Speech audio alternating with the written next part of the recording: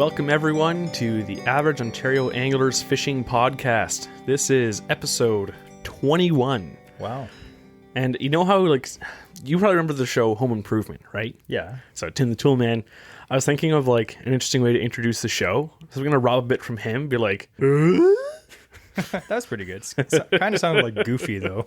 That's true. I can do a pretty good Goofy, but that's for another day. Okay. Moving on from that atrocity, we have the Unbelievable Fishing Lore Part 2. Part 2 is the topic for this episode. Jesse has a triple T he's going to be doing for this one as well. Mm-hmm. So we're going to start off with that. And we also have a very exciting sponsor for this episode, which I'm excited about it. And I'm sure everyone else will be too once they find out who that is. Oh, it's a super special one. So start us off, Jesse, with our triple T. All right. So triple T. You know what I always say? I love it. Andrew hates it. So we're going to keep doing it. I like the segment, just not the acronym. Triple T.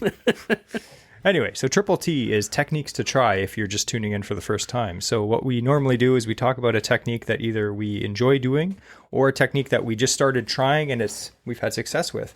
So if you know anything about me, you know that I love flipping and fishing slop and heavy cover largemouth fishing.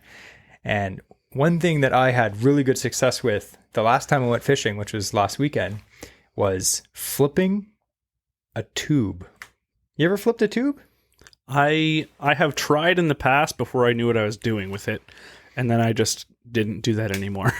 All right. So I'm going to explain why flipping a tube, it's so cool compared to fishing a normal, flipping bait, like a beaver or something like that. So I actually just grabbed my rod from... You decided to bring a 7-foot what rod? 7'3" rod into a very small recording space and be like, yeah, this will be fine. Ow. Just kidding. So anyway, normally when you're flipping, generally when I'm flipping, I'm just going to be flipping like a beaver style bait or maybe, a stickworm, something like that. But I see all these people on YouTube, they'd have videos like flipping a tube, fishing a flipping tube, and they're like, the action's insane. And I think over the years, I've obviously tried it, but I don't think I've ever actually stuck with it. Yeah. Because what I did is I bought some of these tube hooks, these Owner Phantom tube hooks. They have this cool weight insert. I love Owner hooks. Oh, they're so nice. So sharp. And I went to one of the Kawartha Lakes the other day, and I was flipping around stumps. And the water wasn't very deep, so I was like, okay, I don't want to flip a super heavy weight. I want the bait to just kind of glide down.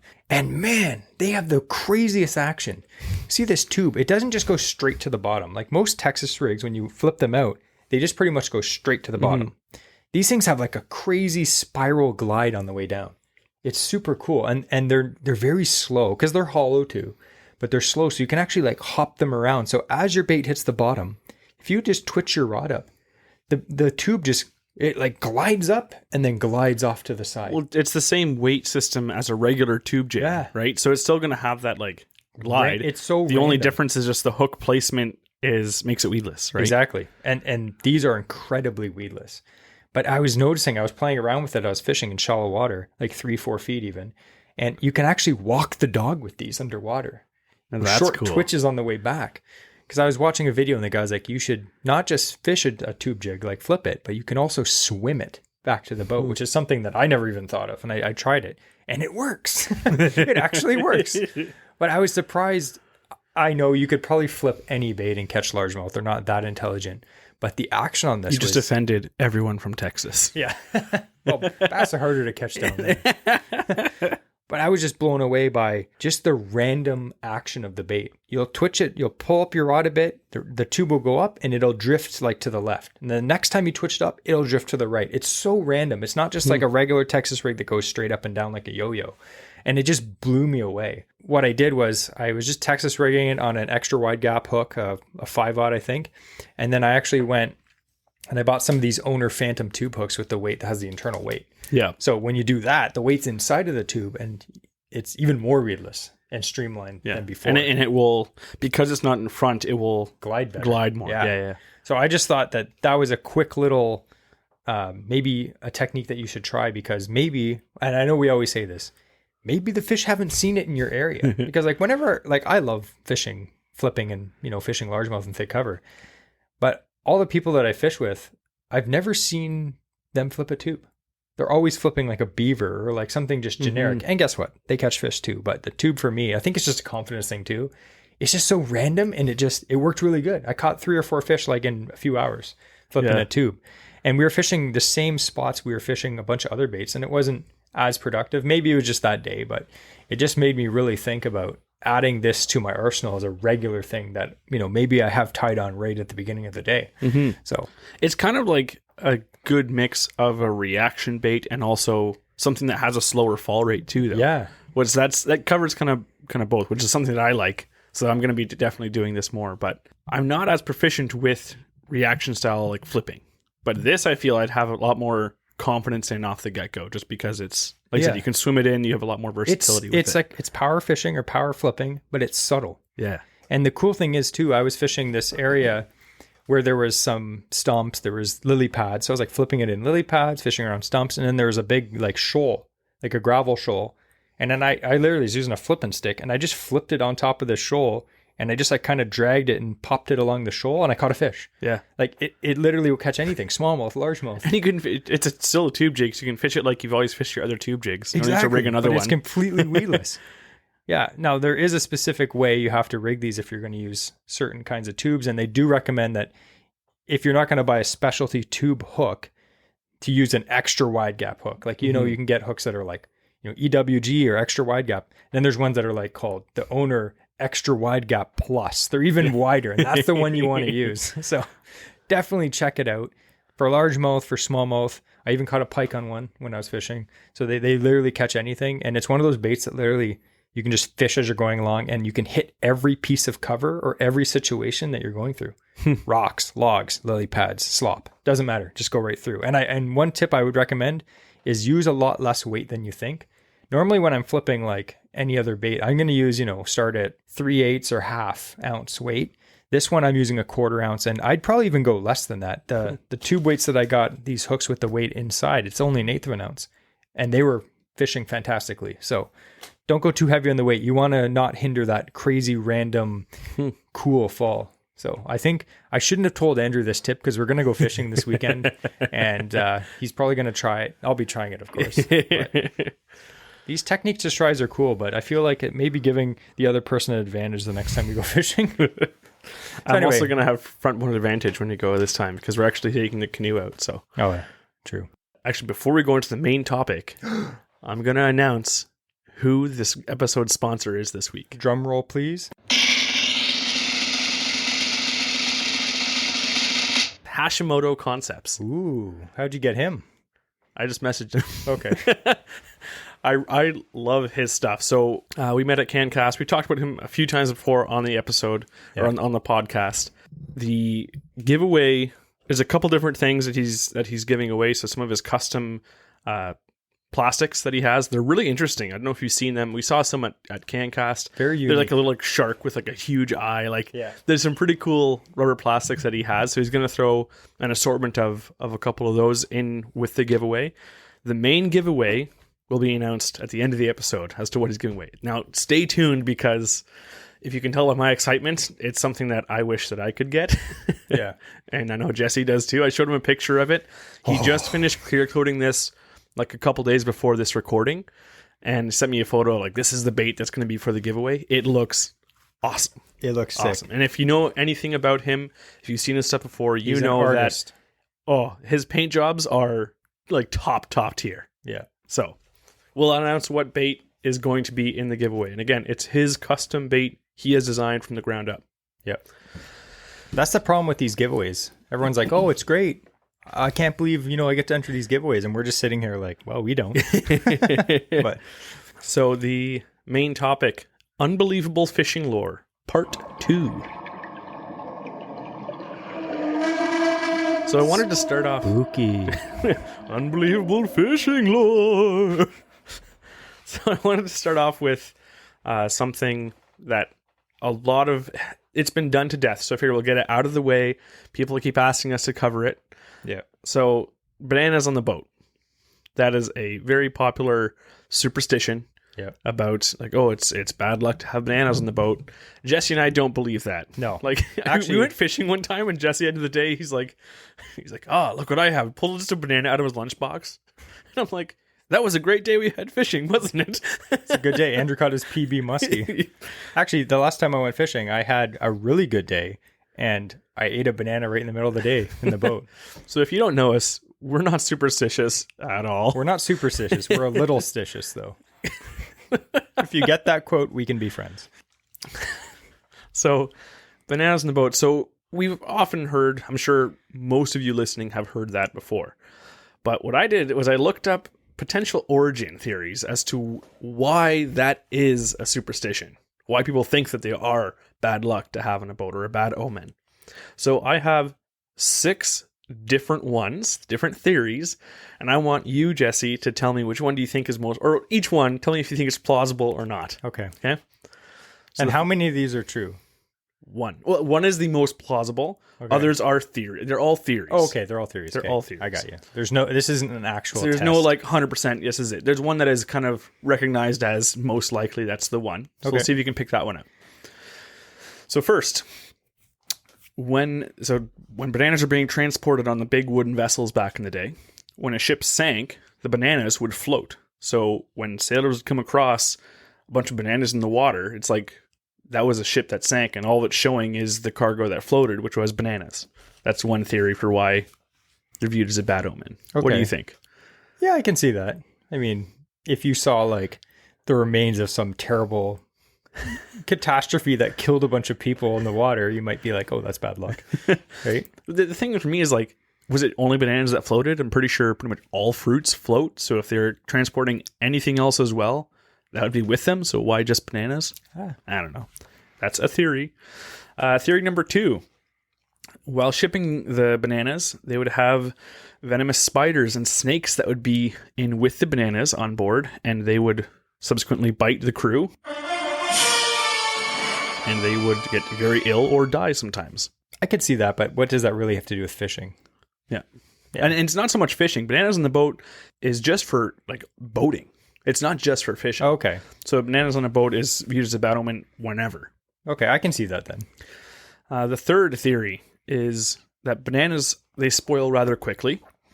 And ships they had to travel so fast in order to prevent these bananas from spoiling that the fishermen that are on board couldn't fish effectively and couldn't feed the crew. And so the crew would starve.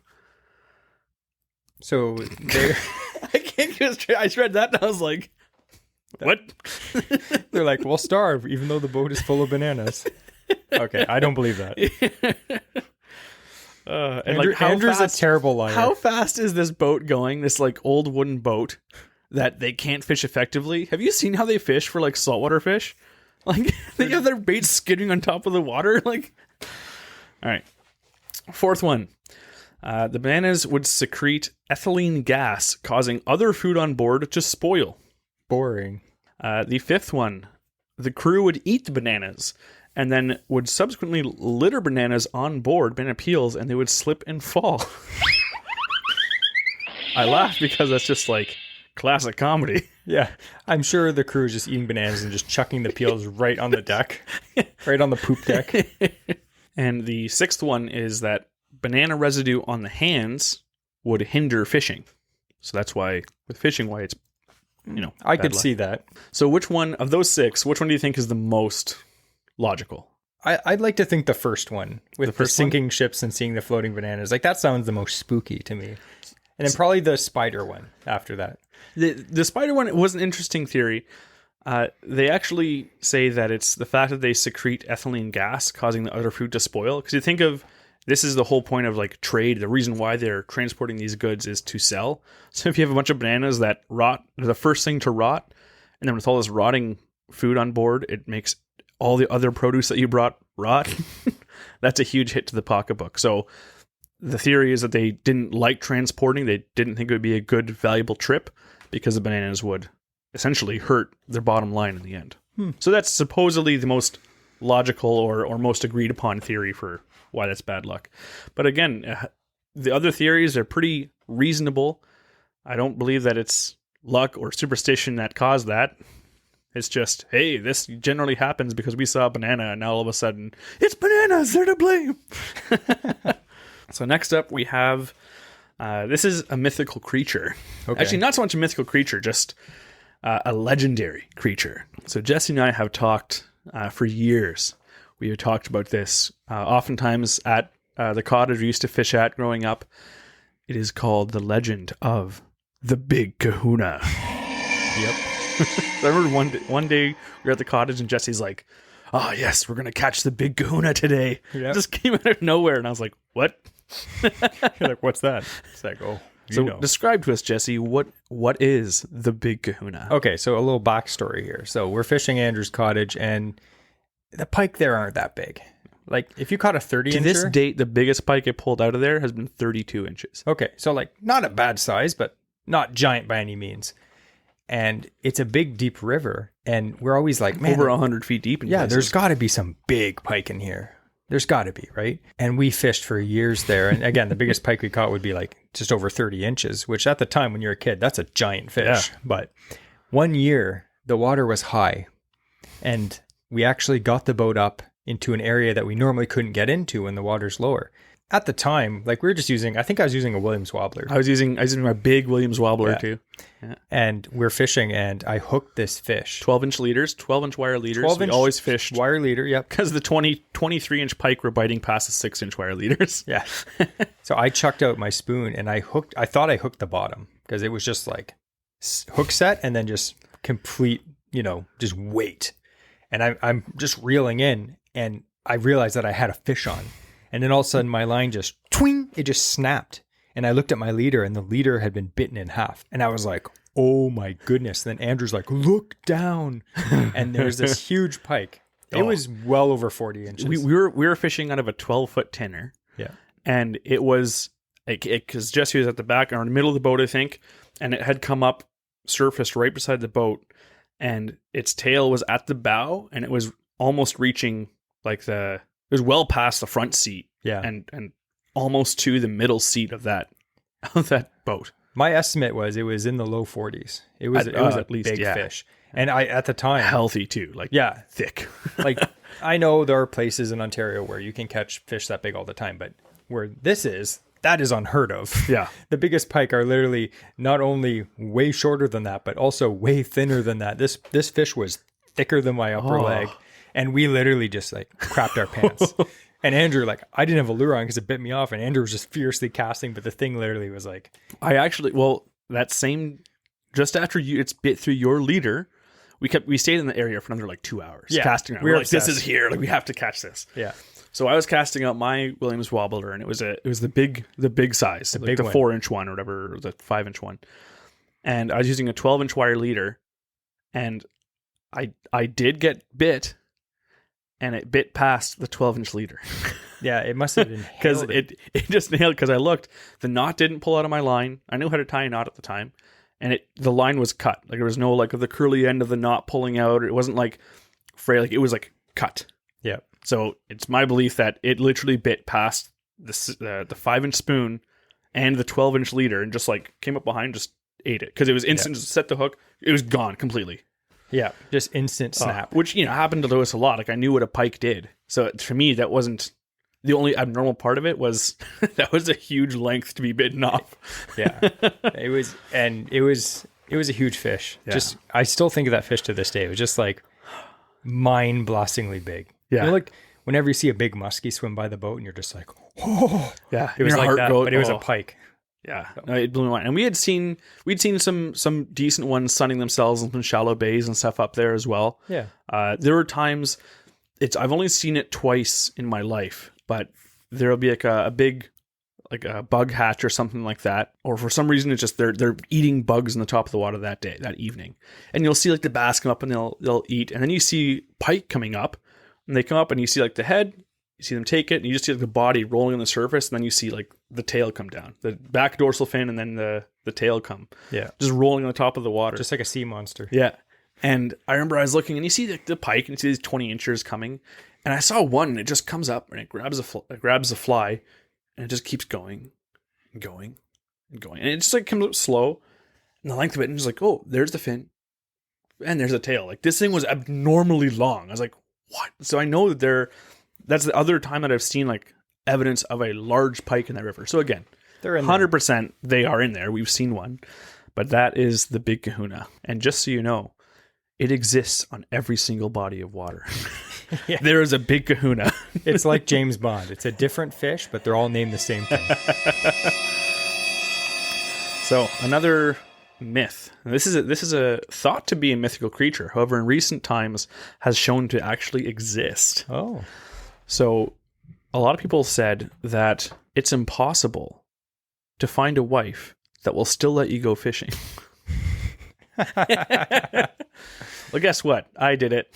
Yeah, me too. Thanks, Britt. You let me go fishing pretty much whenever I want. Except for tomorrow. Just kidding. Yeah.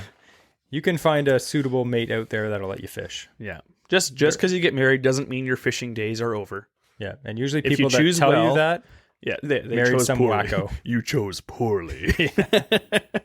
I think I told that to my wife before we got married. I was like, I'm going to go fishing all the time. And she was like, I'm chill with that. I was like, all right, let's get married. I flipped a ring at her. Just kidding. It was on the end. She started like pulling it towards. He's like, ha. She reached for it, started reeling in. Yeah. Actually, during our wedding dance, our first dance, remember I had that fishing thing where I reeled my wife in? It was hilarious. Anyway, that's for another story. All right. So now that was a little teaser. Now on to an actual cryptid, a mythical creature. So this isn't based in Ontario. This is based in British Columbia. Whoa. This is an Ontario fishing pod? Just kidding. Go Yeah, ahead. but it's about Canada. I figured I'll keep it somewhat local-ish. Okay. It's like, it's only, what, a 4-hour drive away. To British Columbia? 4-day drive. My bad. How fast are you driving? Holy crap. So it's in Okanagan. It's found in Okanagan Lake in British Columbia. The name is Ogopogo. Ogopogo. So first of all, about the lake, it's 127 kilometers long, or 79 miles, That's a big lake. with a maximum depth of 232 meters, or 762 feet. Dang. Now, an average depth, so that's max, an average depth of this lake is 75.9 meters, or 249 feet, is the average. Wow. That's crazy. So, could a body of water like this hold a giant mythical creature? Yes. Absolutely, it could. Well, look at the Loch Ness. Yeah. So, the Ogopogo is described as a serpentine creature with smooth, dark skin, thicker than a telephone pole, thicker than a sneaker. The skin is thicker than a telephone pole? No, just the whole body. The whole body. I was going to say, but that's one serpentine. chunky fish. 50 feet long and incredibly quick. So the Aboriginals called Naitaka, or the water god or water demon. It was believed that to go on this body of water on the lake, that this water god would require a live sacrifice for safe crossing. And for hundreds of years, First Nations people would sacrifice animals before entering the water on this lake. In fact, there was a chief, Timbasket, rejected the sacrifice, denying the existence of this water god, entered the lake on a canoe with his family. Then it said that Ogopogo whipped up the surface of the water and they were sucked to the bottom of the lake. Did that happen?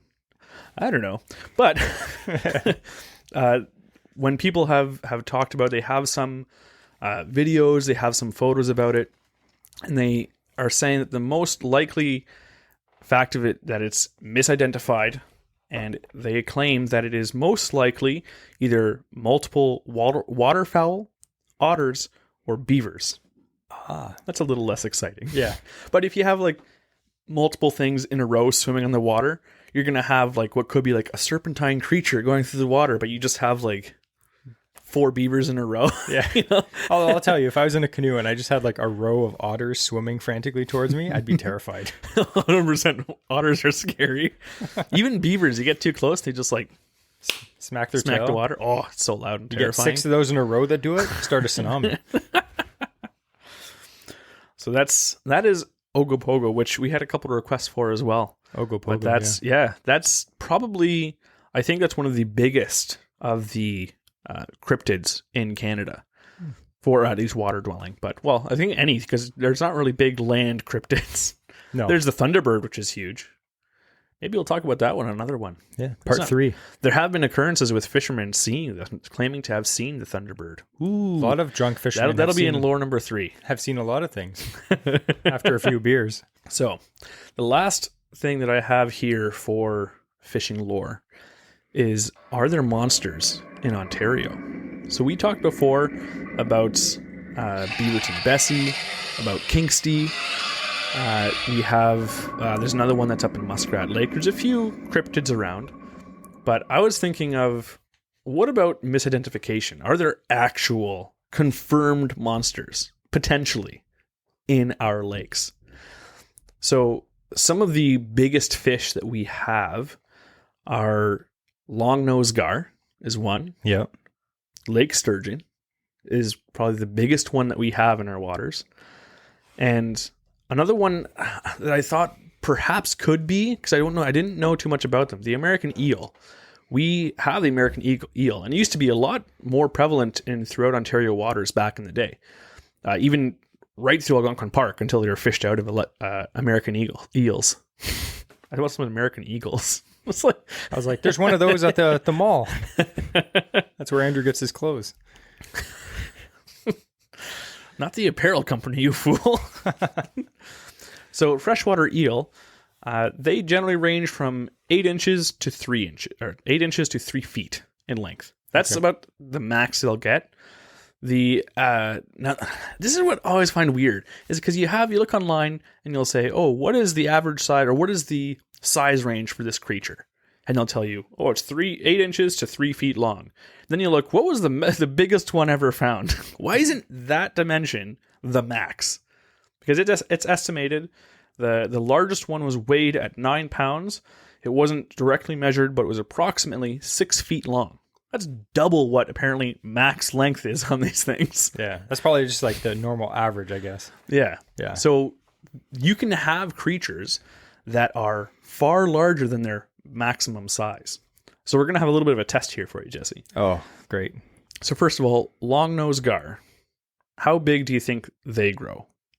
In feet? In feet. Because this in Ontario? In Ontario. 6 feet. 6.5 feet. Oh, nice. So that's pretty much the max one they've caught was 6.5 feet. Yeah.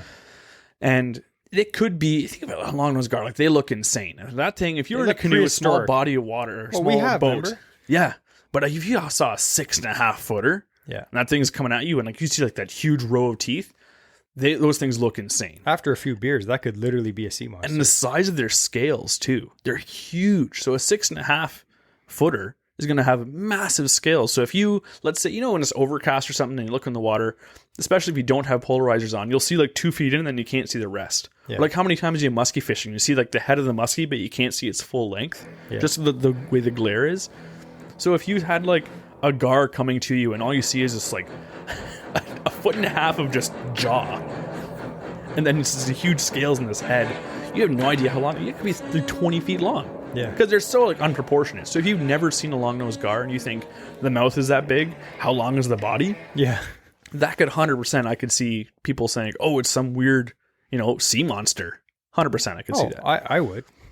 Now, the one I always attribute as the most likely thing to be a reasonable freshwater sea monster, essentially, we considered it as a theory for Kingsty. Yeah. Is the lake sturgeon. So how big do you think the lake sturgeon can grow to? Now this is what the average max size, supposedly. Okay. I want to say like the average max size is like 8 feet. 6.5 feet. So the lake So sturgeon they're not huge. are different than White sturgeon. white sturgeon we know can get like 12 plus feet. Like it's insane. 17 feet, some of the big ones, yeah. So 6.5 feet, so same length as the long-nosed gar, but 200 pounds. Like they're a thick fish. Yeah, they're not like snakes. So that being said, I got real curious because I have been seeing too many different conflicting reports of other species where the largest one ever recorded was way bigger than their maximum. So I'm like, okay, what's the biggest lake sturgeon ever recorded in Canada? So this was caught found in the Rosso River in Manitoba. So this is not a misidentification of a white sturgeon. This The Ross River actually connects, or Rousseau, I'm not sure. It connects to the Great Lakes, essentially. It doesn't connect to the Pacific Ocean, which is where where the native territory is for the white sturgeon. Okay. So they don't have them over there. They do have lake sturgeon all around through Manitoba, down into the Great Lakes, all that stuff. So this is a lake sturgeon. It was found to be 4.6 meters or 15 feet long. Well, yeah. So that's a sea monster. That's like 15 feet for a lake sturgeon. And it weighed 185 kilograms or 407 pounds. Yeah.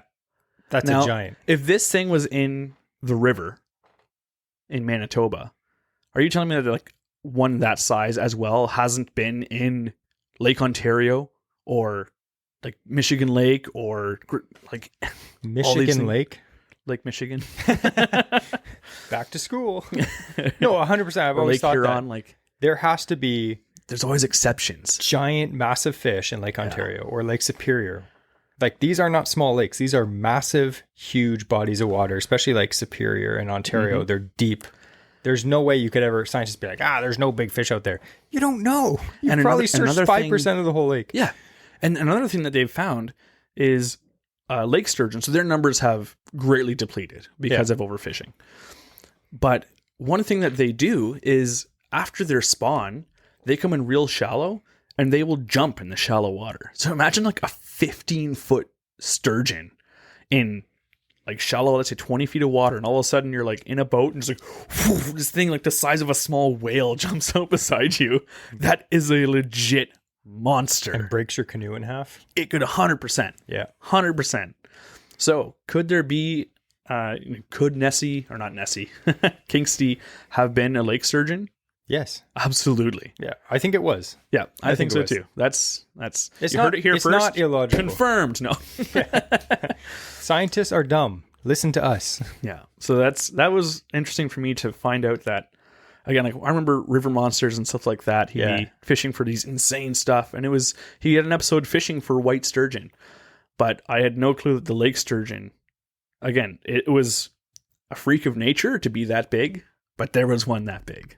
I find that exciting because the potential is we have huge bodies of water around us. There still could be one or two of these giants swimming around. Potentially. Well, you have to think, even with humans. So, like, say, generally, some cultures are known to be taller or shorter than others, but then you'll get a giant like Yao Ming. Okay, like Yao Ming is, I don't even know how tall he is. 7'6" or something. Like he's super tall. So, like, it happens with animals too. So, like, we always think, like, okay, largemouth bass, the average size is, 2 pounds, pound and a half, 2 pounds. And in a big one in Ontario, you're looking at 5-6 pounds. Okay. Most people that fish largemouth have caught a 5 or 6 pounder over the years. They're not popular, but like you can catch them. Is there that mythical 10-pound largemouth in Ontario? Yes. I almost guarantee that there is a 10-pound largemouth somewhere in Ontario. It's just extremely rare, and you probably will never see it. It's probably in some like little back lake in the middle of nowhere where no one fished for it. There is a guy I follow on Instagram, and he's caught multiple 8-pound largemouth in Ontario on a scale, 100% proven. They're out there. Yeah. They're just, you have to know where. And I guarantee, like, yeah, maybe there's one of them in the Kawartha Lakes, but like they're probably on some little tucked away, little non-pressured lake somewhere. But they're out there. They're freaks. They're just genetically designed, like, to grow that extra size that the other fish could never get to. Yeah. So I definitely agree that 100% the sturgeon is probably responsible. There's some, maybe there's multiple, maybe there's 2 or 3. It's a big lake. Yeah. That they're responsible for probably 95% of the sightings of like these giant sea monsters. And the thing is too, they can live, both the gar and the sturgeon can live to be up to 150 years old. Yeah, so these and the gar themselves, they don't stop growing. They've been And the freaking sturgeon, people I don't out. believe either. Their growth rate, they don't just like drop off after a few years. Like they keep growing. As long as they are alive and in good Yeah. shape, they just keep growing. Yeah. So imagine this big 15-foot sturgeon in Lake Ontario. It's been freaking people out for 150 years. Yeah. So your great-great-great-great-grandfather crapped his pants when he saw that sturgeon. And now you just did too. I did too. Well, here's the thing. Like we were mentioning with the big kahuna, we saw this pike that was like over 40 inches. And we literally, our legs went to jelly. Yeah. Because at the time in that particular lake, it was a giant. Even like when we go muskie fishing, sometimes we'll have a big muskie follow in on the figure eight, and you're just literally, you're like, oh. We had that recently. Yeah. Oh. So imagine seeing a 15-foot fish. We're not talking like a 40-inch it's so muskie. unnatural, like, to experience that, because you don't expect to see that in our waters at all. This isn't like the Amazon River. So like you can definitely like, my legs go to mush when a 40-inch muskie comes up to the boat. Imagine literally a fish that's literally 3 to 4 times longer than that and 5 times as thick. Yeah. Something that is as long as the boat you are in. Something that could literally damage and capsize my boat and possibly kill me. Yeah. Oh. You know. Imagine how much that thing would pee. No. Call back to a couple episodes ago. Actually, I had a lot of people message me about that. Andrew's interesting fishing fact. Do fish pee? We'll have to do another one day because people liked it. It's pretty good. I try and make them weird. Yeah. I got one coming up for the next episode, so stay tuned for that. Weird. So I wanted to bring it back to Hashimoto concepts. Okay, let's talk. Speaking of myths and legends, Hashimoto concepts. Brent, come on, he's a legend. Yeah, he almost looks like a samurai. Yeah. Yeah. Like I picture him just carving baits with some big swords. Like shing. You know how like you see like a samurai in the movies and they're just making this beautiful sword and it shows the guy just sweating, making it over a period of days, and then he puts it and it's perfect and he puts it in the sheath and then he hands it to like the emperor or something. That's Hashimoto making a bait, and then when he gives it to you, when you open up that box, the presentation is amazing. It's literally like a sword. It's in like a bed of like a nest. Just and half of his baits look like swords. And guess what? Insane. They are equally as deadly. Speaking of swords. See what I did there? Yeah. Speaking of swords, the bait that he is going to be including in the giveaway is a custom painted mag blade. Bringing it back to blades. See? So I actually have one. I picked one up at the CanCast in this past spring. I'm kicking myself for not getting one because it looks sick. I'm not even just saying the value of it's a fully custom swim bait. So he actually hand carves these molds, or these the first bait. He hand carves, tests, and then he'll make a mold for it, and then he starts pouring it. This isn't like legit knockoff city that you see everywhere everything else. You see, like he actually carved it himself by hand from his own idea, and then he goes and paints it by hand. Well, he doesn't use his feet, that's for sure. And if he does, that would be amazing. Do it. All right, Brent, do a quick like one-time release of like the foot painted one. This looks terrible. So it's the mag blade, which is a single one segment in it, and it's really cool because it has a big treble hook in the front and a smaller treble hook on the back side of it that magnetizes to the back of the swim bait. And I've been fishing with this thing. I used it a couple times, and the first time out with it, I nailed like a really nice largemouth bass on it. Nice. And it killed that thing. It's the same bait that I talked about. A loon chased it because it obviously looks so enticing that loons, which aren't easy to fool, was very interested in what this thing was. And it's a glide bait. Yeah. In case you're wondering. Yeah, and this thing, you can fish it quick. You can fish it. You can just pause it. You can twitch it in, like everything. This thing runs really well. And what Brent does to all his baits, he tests all of them. And I have a couple of them now, different baits for his, and they all run really, really well. Like they are not just some like hack guys like, oh, I made this. I cut my broomstick in half and put hooks on it. No, like, these are legit. He's tuned these things to actually run well. He puts a lot of effort into it. And the custom paint job he's done on it, I showed Jesse before how awesome that looks. It looks amazing. So it's a black crappie pattern. Mm-hmm. It looks so good. This is one of those things I'm like, can I enter my name in this giveaway? Because I want a chance to win this. Like, this looks so awesome. Just like Andrew comes up with some fake name. It's like mustachy. I'm having my wife enter for me. That's okay, right? Yeah. No. And like I said before, he's also putting in some of his custom soft plastics, which are very cool. We looked at some of them at the show at CanCast. Yeah, very unique, especially if you want some like bigger ones too, because he's got some. Again, you haven't seen them before.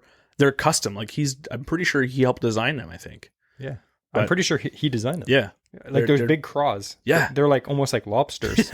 But man, if you're gonna try to catch that mythical 10-pound largemouth, that's what you want to use. 100%. So yeah, so I've really loved my mag blade. Everything I've used from this guy has been legit. And if you aren't entering this giveaway, what is wrong with you? Yeah. This is an opportunity to win a custom swim bait. And I'm not even joking. Say you're literally like, you know what? I don't fish glide baits. I don't fish bass. Enter this giveaway. Get this bait, put it in a frame, and put it on your wall. The thing, art. They're art. Like, I'm not even joking. He has some much larger baits that are obviously a little more Shogun, expensive. the Ono. I want one of those. And they're so nice. I would not even want to use it. Like, I know he makes them to be used. Yeah. But they're literally pieces of art. Like, he has these baits, and his paint jobs are so legit. Like, remember that walleye paint job he did? Yeah. It literally, like, if I took off my glasses and looked at it, I think it was a fish. Yeah. They were so realistic. He also has a lot and he makes his baits to order too. So he's one of the guys out there where if you are looking for a swim bait, even if you don't win the giveaway, I'm expecting potentially a lot of people to enter this one, I hope, because it's good. But if you don't win, check out his stuff. Whatever you're getting from him, he makes a lot of his stuff to order. So if you have, I want this in this pattern, just like how I'm looking for a specific Rapala, let's say, and you go and I want in perch color. I want the Shad Rap perch color. And you go and you find one like that. You're like, I want the mag blade, but I want it to be the color of a largemouth bass, or I want it to be a crappie, or whatever. It's like, he'll paint that up and custom. It's legit. Yeah. So, and I would recommend too, if you're in Southern Ontario and you are going to go to CanCast next year coming up, 2024, I'm pretty sure Brent's going to be there again. Yeah. Definitely check out his booth. We went to his booth 3 or 4 times because we kept looking at stuff. I felt bad because like there was a lot of people at his booth and I kept like squeezing in looking at stuff. I'm like, this is sick. Every time I go there, I'm seeing another paint job. I'm like, I need to get that one next. Yeah. Also, we'd like to give a little shout out to Brent because Brent actually has a podcast called Made to Cast. Yeah. If you like fishing in general, but also if you're in the bait making community, if you're someone that makes baits or plastics and stuff, he talks a bit about that. I actually had a few people asking me, it's like, oh, can you guys do a podcast about bait making? I'm like, no, we don't know anything about that. Be like, well, and I always send them to Brent's podcast because I'm like, I don't know any of that stuff. Yeah. So definitely check out his podcast. We'll put the link to his podcast in the show notes below. For sure. For sure. So and if you are going to CanCast, make sure you bring extra money to spend at his booth. Yeah. And he also works a lot with dangle baits. Remember at this past CanCast, he had special baits that had the dangle baits feathered hooks on the Hashimoto Concepts glide baits. Like what a combo. Yeah. So anyways, I guess that's enough gushing for now. I think he's deserving of it. The guy puts so much like sweat into that thing too. Yeah. And if you want to see the process too, he on his Instagram, you can see him and he often he goes live and he's like painting these baits, and it's kind of interesting to see like how much effort goes into painting a single bait. It's like over an hour. Yeah, for a bait. And that's why people are like, why are some of these custom baits so expensive? It's like you're not paying for the piece of plastic. You're paying for all the time involved in making this bait. Yeah. The carving the original, the pouring the resin, sanding off the edges, painting it, priming it, painting it, putting on the hooks. Like all this process, it's not like it takes them half an hour to make these baits. No. It's hours. And the thing is too, you look at people that are companies that manufacture baits like this, they have factories that do this. And yeah, they're tank tested or hand tuned or whatever afterwards. But that level of workmanship doesn't go into them. And they're still selling, like, how much is a glide bait? Your average glide bait is what?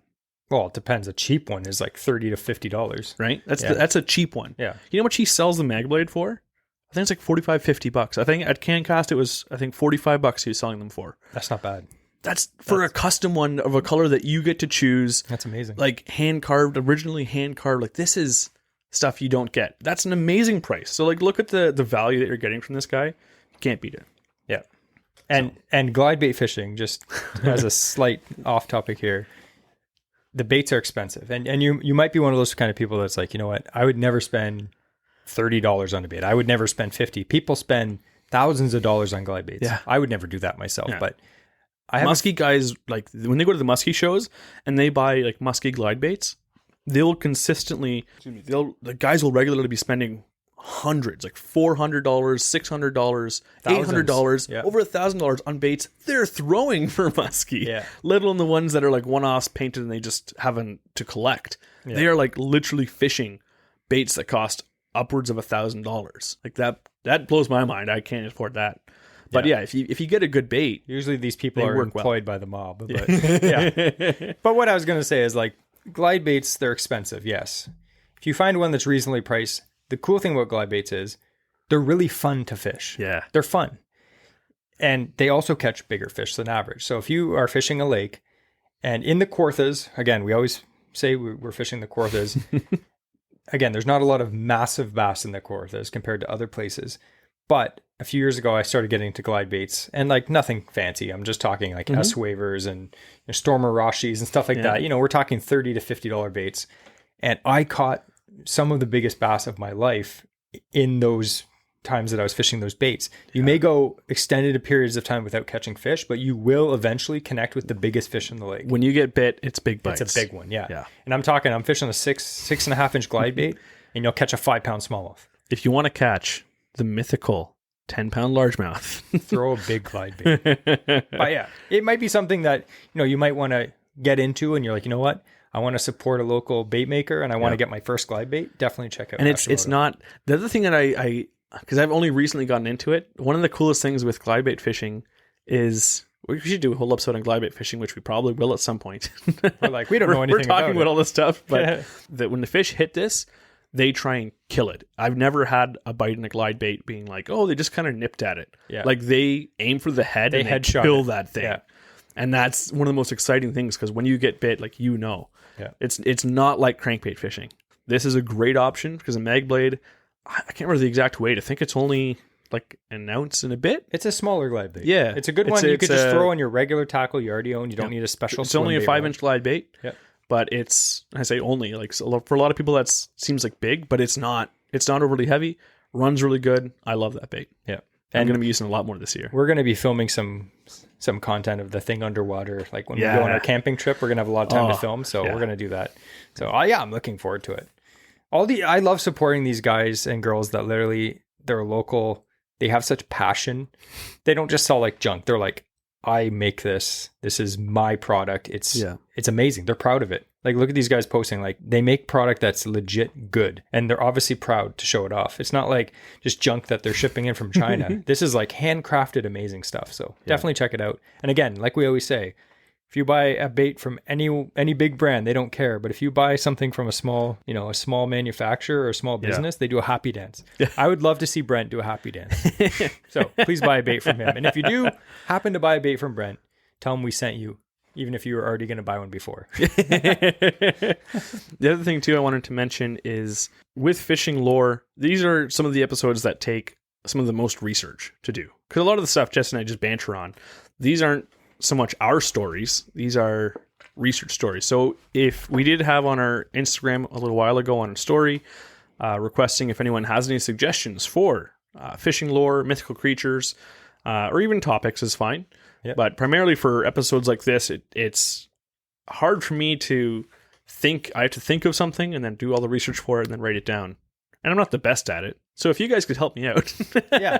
So if you have maybe like the Big Kahuna, something that me and Andrew came up with, if you have something similar. I'd love to get some more original stuff. It's something that may sound dumb to you, but it's a little elaborate story that you and your fishing buddies came up with. Either record a video, a voice memo, and send it to us, or type something out. Yeah. And we'd love to feature that on our next Send it podcast. to AOA_Andrew, or send it to our direct message on Average Ontario Anglers. Yeah. So either one, get in contact with us. We'd love to hear stuff like that because we'd love to be able to feature some of those things on our show. Yeah. Before we end, we have some AOA news. Yes. AOA news.